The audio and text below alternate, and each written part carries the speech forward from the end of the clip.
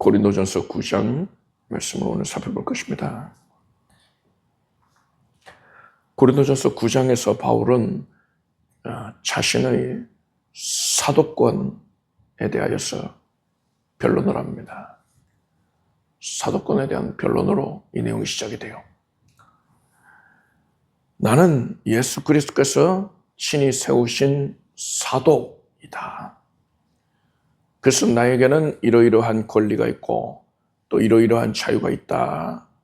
이런 내용이에요. 그런데 바울이 말하는 모든 교훈의 내용이 그렇듯이 본문의 말씀은 단순히 사도권 자체에만 적용되고 끝나는 것이 아닙니다. 바울은 이 사도권을 통하여서요, 성도가 자신의 권리와 자유를 어떻게 다루어야 하는가까지 깊이 있고 폭넓게 교훈을 하고 있습니다. 이제 본문을 살펴보겠습니다. 1절에서 15절까지 함께 읽겠습니다.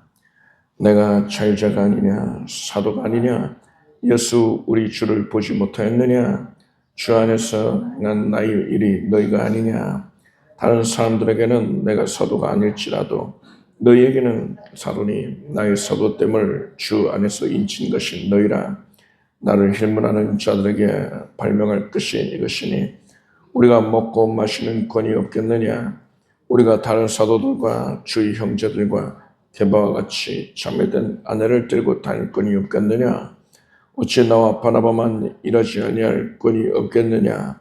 누가 자비량하고 병정을 다니겠느냐. 누가 포도를 심고 그 실과를 먹지 않겠느냐.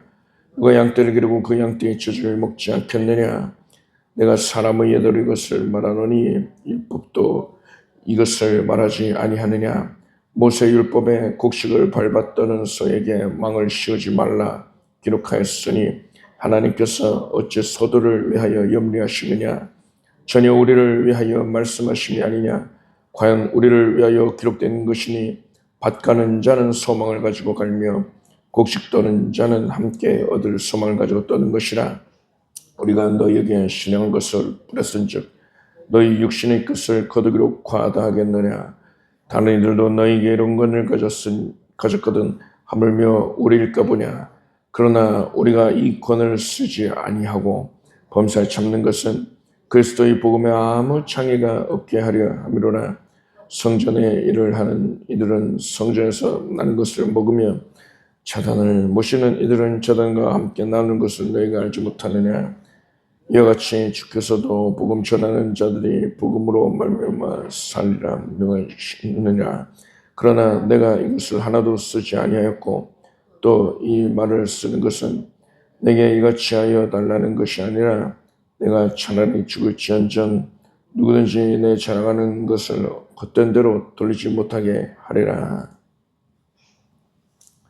바울은 먼저 자신의 권리, 정당한 권리를 명확하게 밝혀줍니다.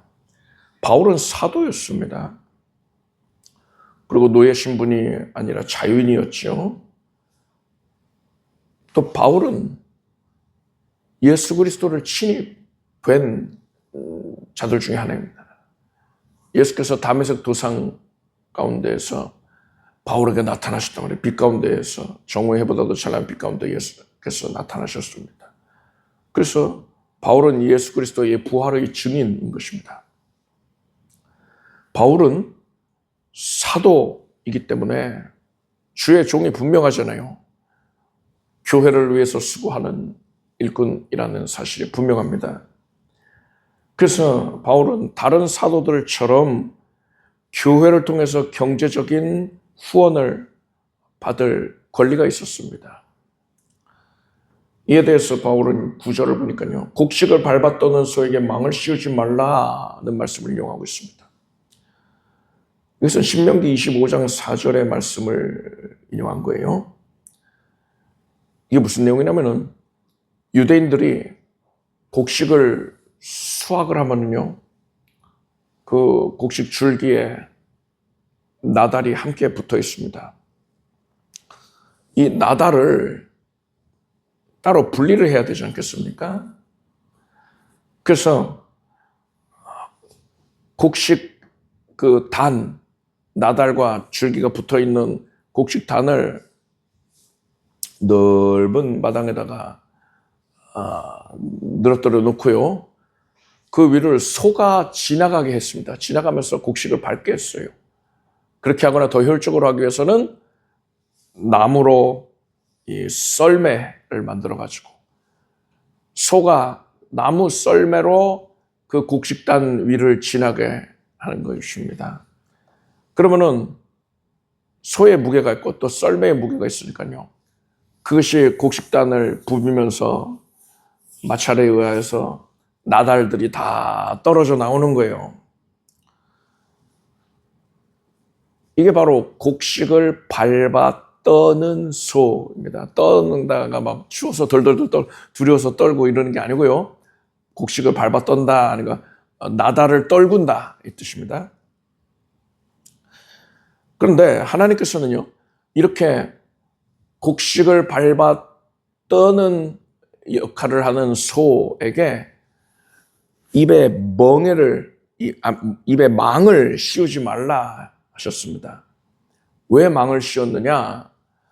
소가 곡식을 밟아 떨다가 곡식 먹고 싶으니까요, 그것을 먹는 거예요. 그러면은 사람이 가져갈 양이 그만큼 줄어들잖아요. 손해란 말입니다. 그래서 소가 먹지 못하게, 그래서 오직 일만 하게끔 했는데 하나님께서는 그것을 악하게 여기셨습니다. 그래서 망을 입에다가 씌우지 말고 곡식을 밟아 떨게 해라. 즉 그 말은 소가 얼마든지 곡식을 먹게끔 해라 한 거예요. 수고하는 자가 그 수고한 것을 먹게끔 해라 한 것입니다. 그런데 바울은요, 이것은 소를 위함이 아니었다. 하나님께서 이러한 교훈을, 이러한 명령을 주신 것은 주의 종들을 위함이었다라는 거예요. 13절을 보면은 제사장들이, 백성들이 제사를 드린 그런 제물과 또 제사로 바친 곡식 이런 것들을 가지고서 생계를 유지하지 않습니까? 그처럼 주의 종들은 그들의 사역 현장인 교회를 통해서 생계를 이어갈 수 있게 하나님께서는 그것을 원하셨기 때문에 그러한 원리를 곡식을 밟아 떠는 소에 반영하여 교훈을 주신 것입니다. 하나님께서는 복음 사역자가 사역의 현장에서 생계를 유지하는 것을 원하신다는 거죠. 그것을 교훈하기 위해서 곡식을 밟아 떠는 소의 입에 망을 씌우지 말라 하셨다는 겁니다. 그래서 바울의 생계를 교회가 책임을 져줬어야 함이 했고요. 그것이 마땅했던 겁니다. 다른 사도들은 그렇게 살고 있었단 말이에요. 그리고 고린도 교회가는 그것을 감당할 능력이 충분했습니다. 그런데 바울의 12절을 보니까요, 다른 이들도 너희에게 이런 권을 가졌거든 하물며 우리 일까 보냐? 그러나 우리가 이 권을 쓰지 아니하고 범사에 참는 것은 그리스도의 복음에 아무 창의가 없게 하려 함이로라 했습니다.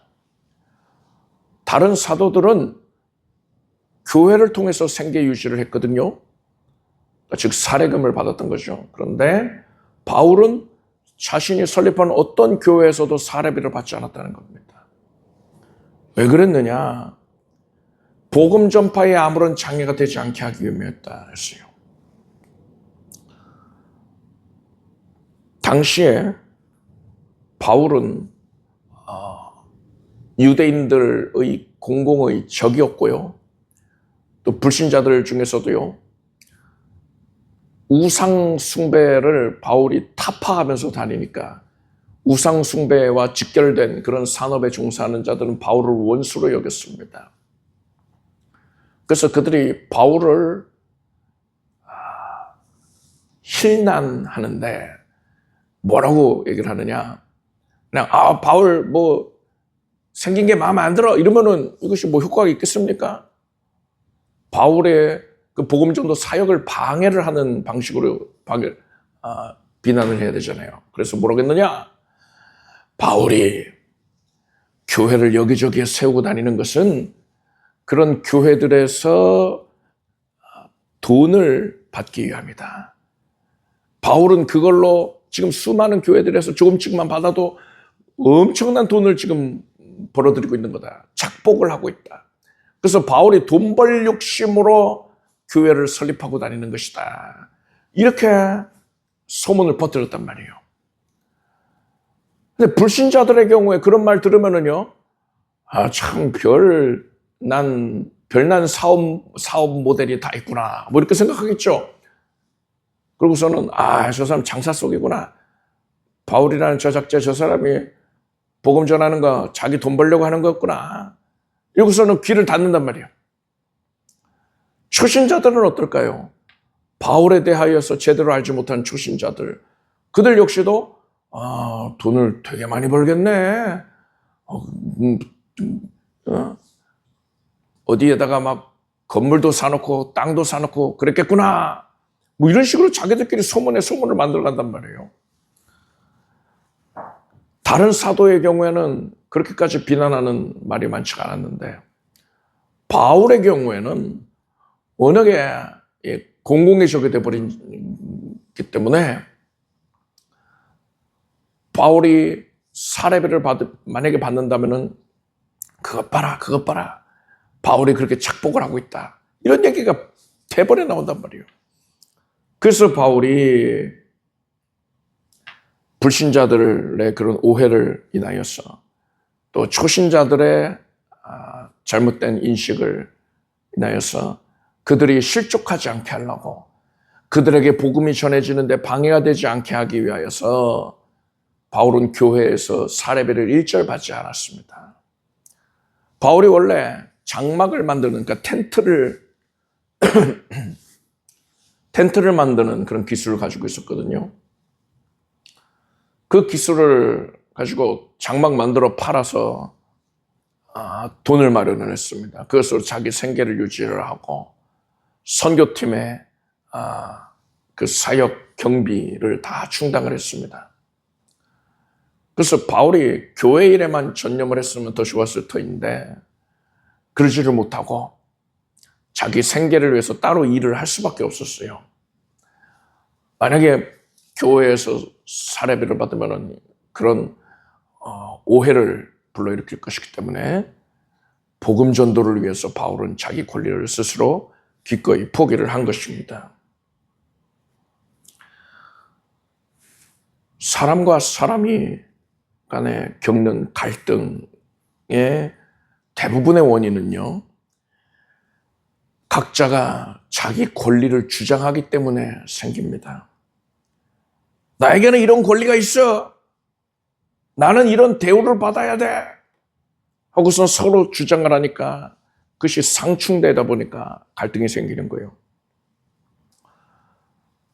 그런데 그러한 주장이 뭐 틀린 게 아니고 정말 맞는 말일 수 있죠.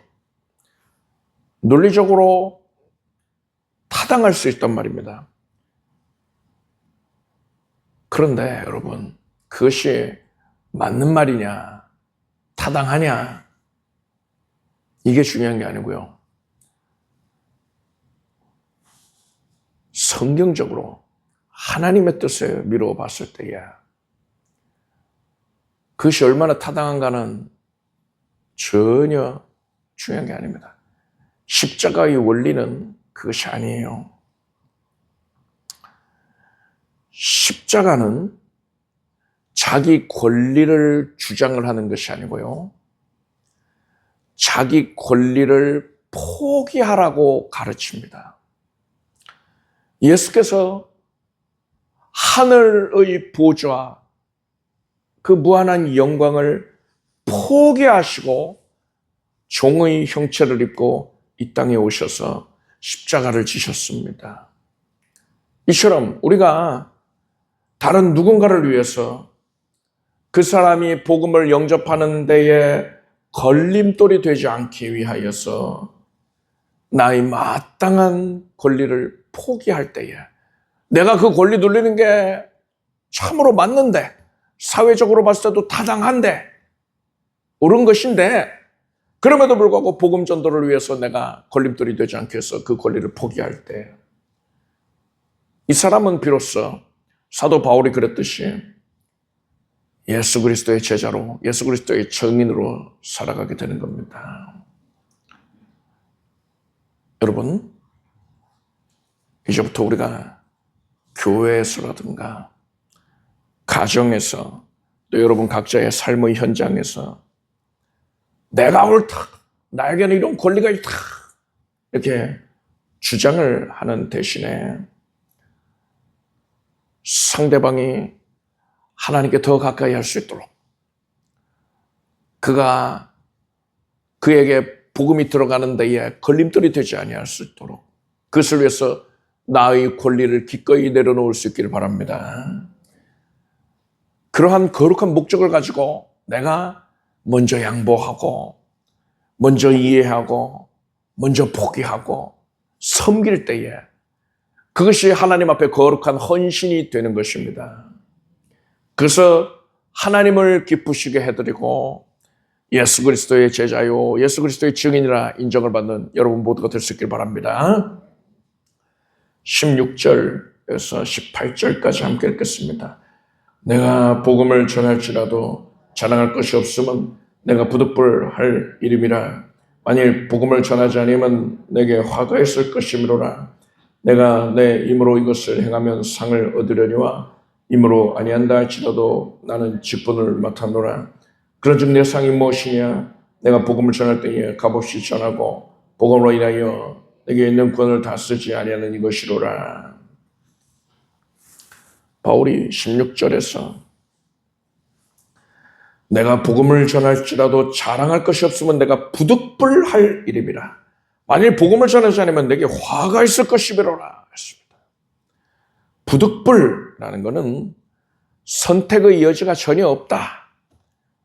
할 수밖에 없다라는 뜻이에요.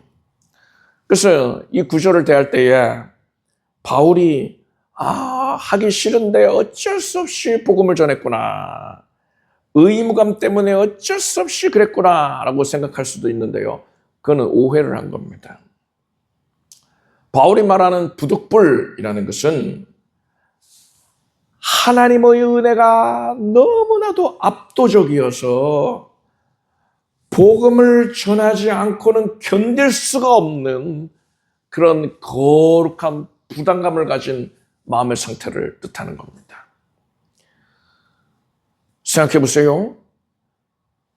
어머니가 있고 어린 아기가 있습니다. 어머니는 당연하게도 아기를 돌보지요. 그런데 만약에 누군가가 어떤 나쁜 사람이 그 아기 엄마한테 아기를 돌보지 못하게 방해를 하는 겁니다. 엄마를 가둬두고서 아기를 방치하게 만드는 거예요. 그러면 이 아기 엄마가 마음이 얼마나 괴롭겠습니까? 아기를 돌봐야 되는데, 내가 가서 돌봐줘야 되는데, 못 가니까는 절규를 할 거란 말이죠. 왜요? 아기를 사랑하니까. 사랑하기 때문에 누가 시키지 않아도요. 엄마니까 애를 돌봐야 될 거 아니야 하고서는 당신의 의무야. 이건 당신이 해야 될 마땅한 도리야. 이렇게 누가 얘기 안 해도요. 그것과 전혀 상관없이 아기 엄마는요. 어떻게 해서든 아기를 돌보려고 하지 않겠습니까? 사랑하니까 그런 거예요. 이런 마음의 상태라고 이해를 하시면 됩니다. 바울은 하나님을 간절하게 사랑하기 때문에 또 영혼을 죽어가는 영혼들을 사랑하기 때문에 하나님의 은혜에 압도가 되어 있기 때문에 그는 복음을 전하지 않고는 견딜 수가 없었던 거예요. 여러분, 우리의 신앙생활이 이래야 되는 겁니다. 이게 100점짜리 신앙인 거예요. 억지로 끌려 나와서 하는 예배 안 되고요. 억지로 하는 헌금 의미 없어요. 억지로 하는 헌신과 봉사 가치가 없습니다. 하나님의 은혜가 너무나도 커서 하나님을 내가 벅찬 감동 가운데에 사랑하기 때문에 그 은혜에 대한 응답으로서 내가 하나님을 예배하지 않고는 견딜 수가 없는 거예요. 하나님을 사랑하니까. 그 아기 엄마가 아기를 돌보지 않고는 견디지 못하는 것처럼 내가 하나님을 사랑하니까 하나님을 예배하지 않고는 견디지를 못하는 상태. 내가 하나님을 기쁘시게 해드리기 위해서 나의 가진 것을 어떻게든 내어드리고자 하는 마음. 하나님을 기쁘시기 위해서 헌신하고 섬기고자 하는 마음. 이것이 바로 바울이 본문에서 말하는 부득불의 신앙인 것입니다. 여러분은 하나님의 은혜가 너무나도 감사해서 하나님을 그렇게 사랑하기 때문에 그 은혜를 적극적으로 표현하며 살기를 바랍니다. 다른 사람들에게 하나님의 은혜를 자랑하고 증거하십시오. 그러지 않고는 견딜 수가 없는 그런 거룩한 부담감을 갖게 되길 바랍니다. 19절에서 22절까지 함께 읽겠습니다. 내가 모든 사람에게 자유하였으나 스스로 모든 사람에게 종이 된 것은 더 많은 사람을 얻고자 함이라. 유대인들에게는 내가 유대인과 같이 된 것은 유대인들을 얻고자 함이요 율법 아래 있는 자들에게는 내가 율법 아래 있지 아니하나 율법 아래 있는 자같이 된 것은 율법 아래 있는 자들을 얻고자 함이요 율법 없는 자에게는 내가 하나님께는 율법 없는 자가 아니요 도리어 그리스도의 율법 아래 있는 자나 율법 없는 자와 같이 된 것은 율법 없는 자들을 얻고자 함이라. 약한 자들에게는 내가 약한 자와 같이 된 것은 약한 자들을 얻고자 함이요 여러 사람에게 내가 여러 모양이 된 것은 아무쪼록 몇몇 사람들을 구원코자 하매니. 바울은 유대인에게는 유대인처럼 율법 없는 자에게는 율법 없는 자처럼 약한 자에게는 약한 자처럼 자기가 그런 모습으로 다가가서 복음을 전했다고 말하고 있습니다.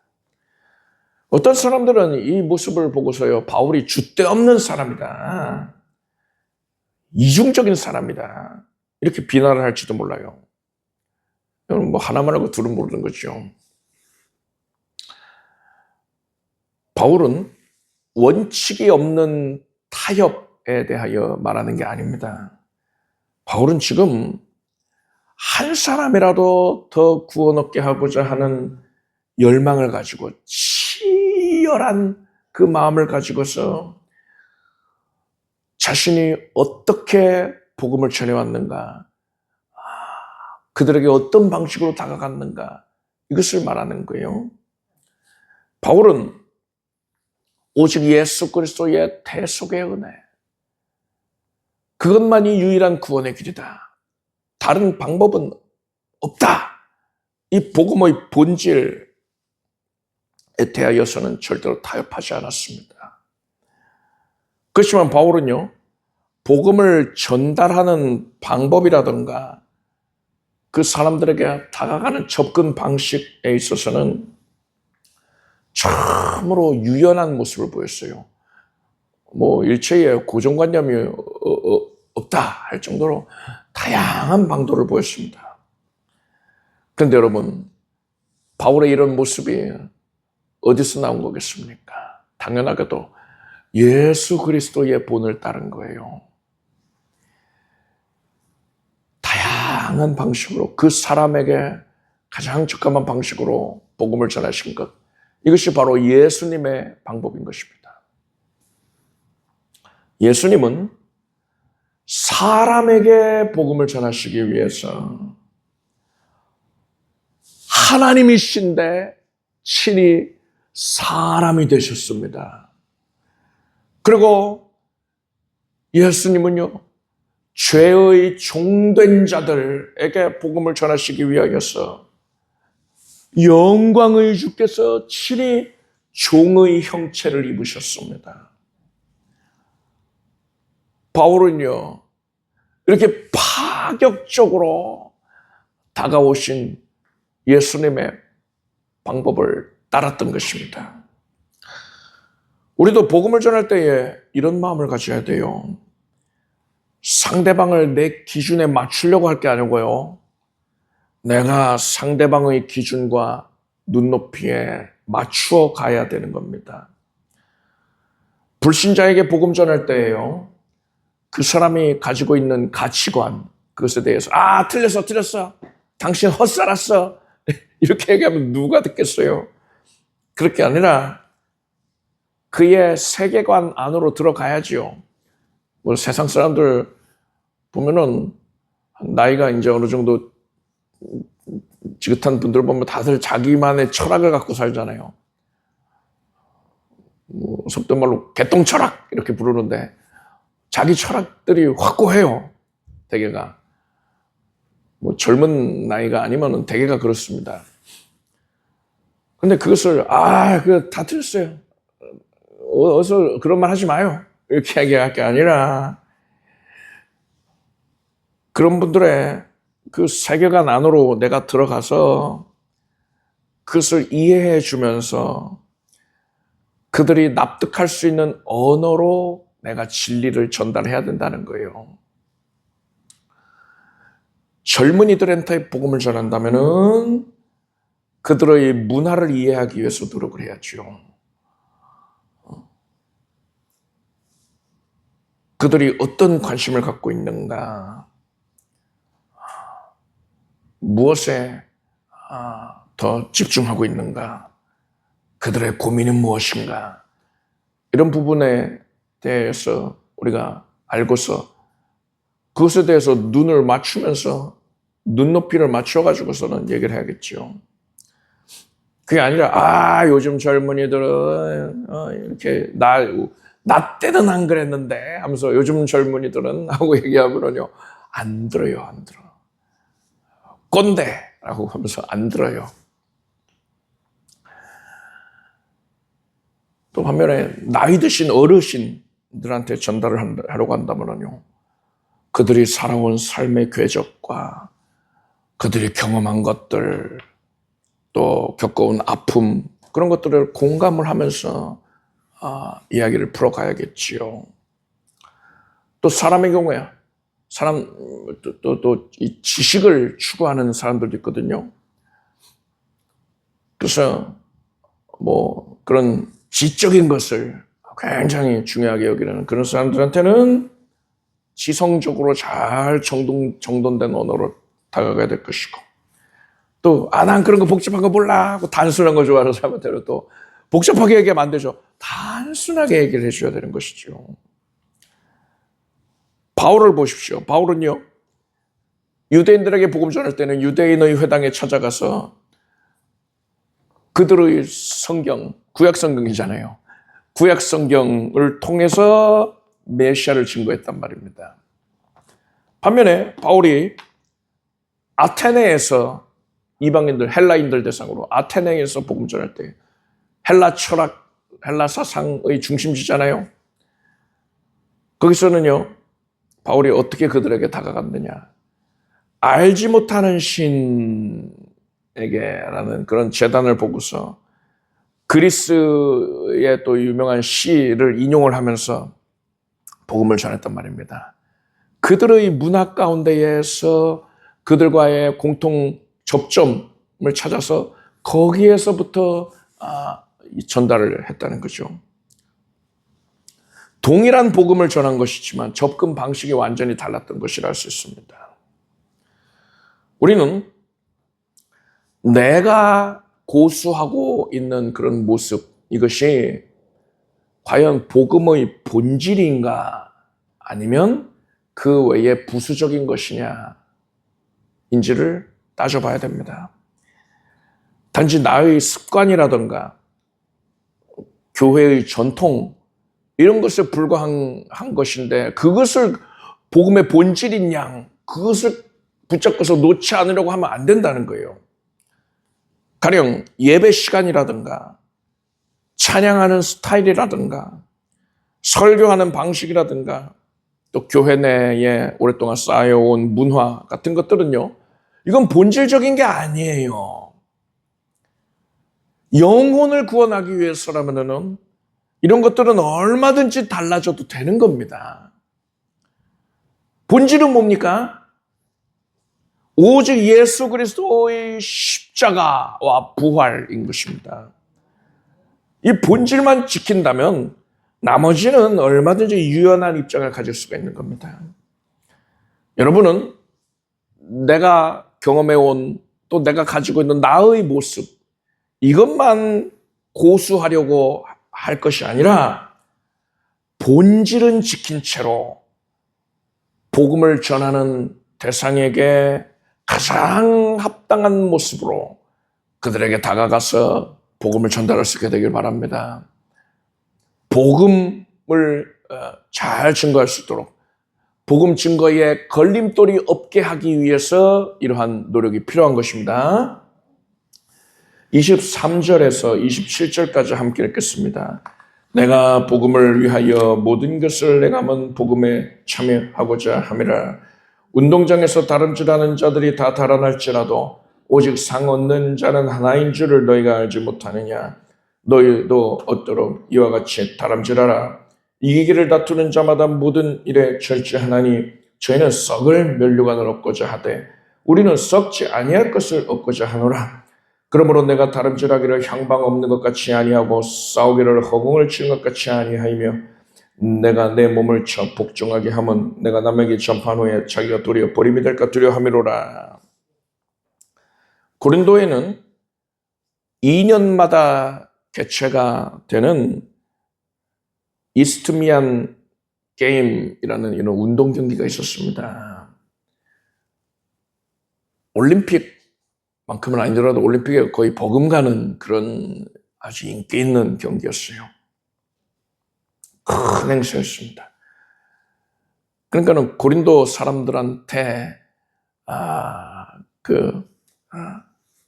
이스트미안 게임에 대해서 좀 가지고서 또 얘기를 하는 겁니다. 그들과의 접점에서 얘기를 하는 거예요.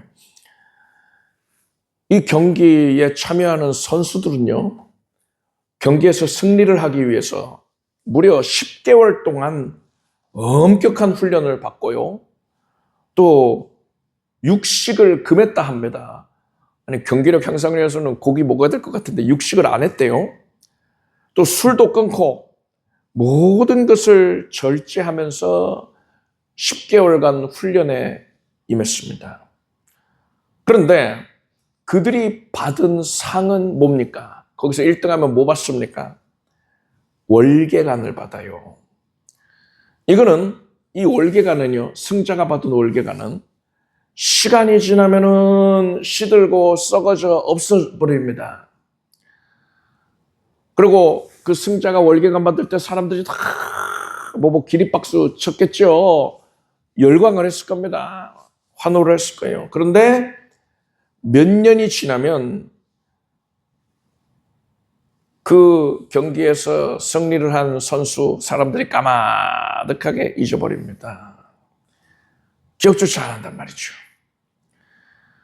그런데도 이 선수들이 이처럼 일시적인 영광을 얻기 위해서 치열하게 훈련을 한단 말입니다. 10개월이라는 기간 동안요. 예, 바울이 이렇게 묻습니다. 그렇다면 우리는 어떻게 해야 되느냐? 우리가 받을 면류관은 어떤 것이냐? 여러분, 그 선수들은 썩어 없어질 월계관을 얻으려고 그렇게 수고를 하지 않습니까? 근데 우리가 받을 면류관은 썩지 않습니다. 시들지 아니하고 사라지지 않습니다. 그 영광이 영원해요. 생명의 면류관을, 의의 면류관을, 영광의 면류관을 우리는 받아서 영원토록 그 영광의 빛이 사라지지 않는 것을 누리게 될 것입니다.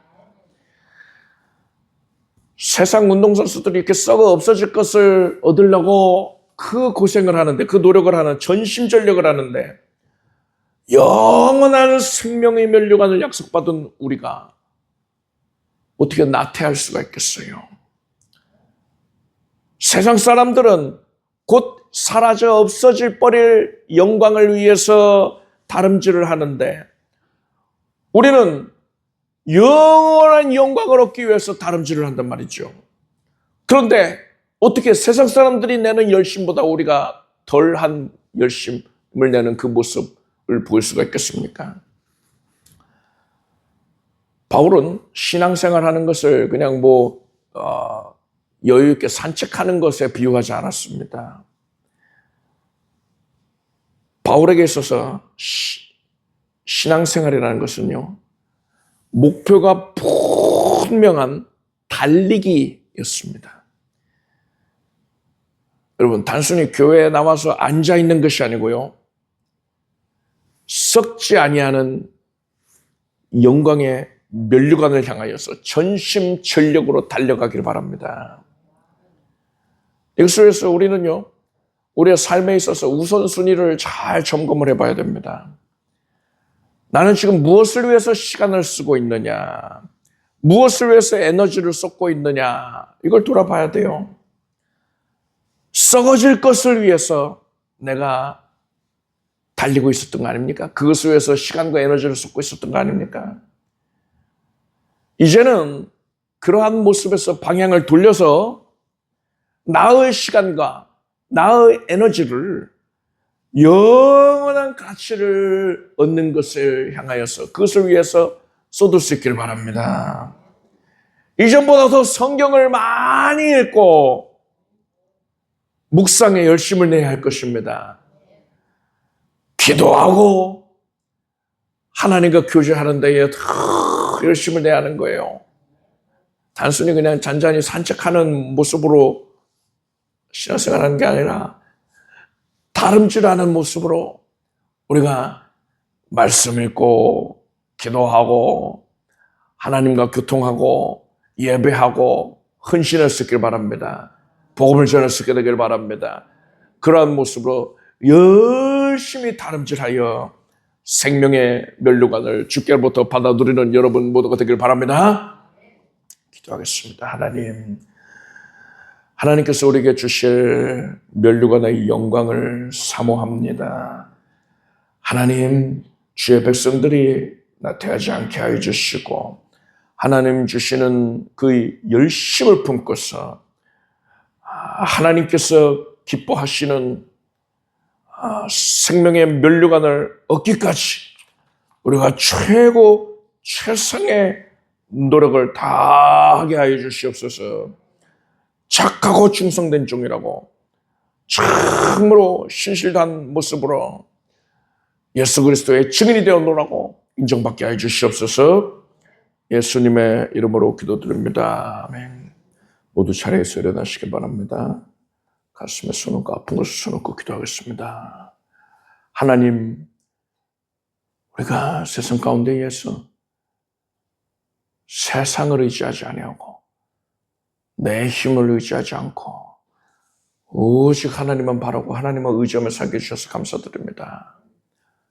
지금 예수 그리스도께서 우리에게 생명 주셔서 주를 예배하는 자리로 이끌어내셨으니 순종하는 주의 백성들에게, 하나님을 사모하는 이들에게 지금 은혜를 내려 주시옵소서. 하나님, 각별히 손을 얹은 부위에 예수 그리스도의 치유의 은혜가 가득히 부어지게 하소서. 예수 이름으로 몸에 자리 잡고 있었던 모든 불필요한 것들이 사라질지어다. 염증이, 혹이, 종양이 사라지고 암세포도 사라질지어다. 예수 이름으로 모든 기관들이 다 정상이 됩니다. 하나님의 은혜로 체력이 온전해지고 면역력이 온전해질 것이며 생명을 얻되 넘치게 얻게 됩니다. 예수 이름으로 뼈마디 관절 골수가 온전케 되라. 하나님께서 지금 은혜의 손길로 우리를 친히 안수해 주셨으니 우리는 고침을 받았습니다. 하나님께서 이루신 일들에 대하여서 크게 기뻐하며 감사함으로 영광을 올리나이다. 하나님께서 거두시옵소서. 삶의 전 영역을 복되게 하여 주시고 가시덤불과 엉겅퀴가 변모하여서 축복의 제목이 되게 하소서. 삶의 지경 가운데에서 하나님이 예배 놓으신 순양을 발견할 수 있게 하시고 하나님의 섭리와 은혜를 높이게 하소서. 예수님의 이름으로 기도드립니다. 아멘. 믿은 대로 될지어다. 함께 박수 올리겠습니다. 자리에 앉으십시오. 준비하신 예물을 정성된 마음으로 하나님께 드리겠습니다. 드리신 예물 위에 축복 기도하겠습니다. 하나님께 모든 것에 감사를 드립니다. 감사로 제사를 드리는 자가 나를 영광롭게 하나니 그 행위를 옳게 하는 자에게 내가 하나님의 구원을 보리라 하셨습니다. 감사를 앞세우고 나아가옵나니 가장 선한 일의 결국을 주의 백성들에게 내리시옵소서. 합력하여 선이 되는 것을 볼지어다. 예수님의 이름으로 기도드립니다. 우리 주 예수 그리스도의 무한하신 은혜와 하나님 아버지의 사랑과 성령님의 교통하심이 복된 꼭 거룩한 수요예배에 함께하는 사랑하는 모든 성도들 위해 영원토록 함께 오시기를 축원합니다.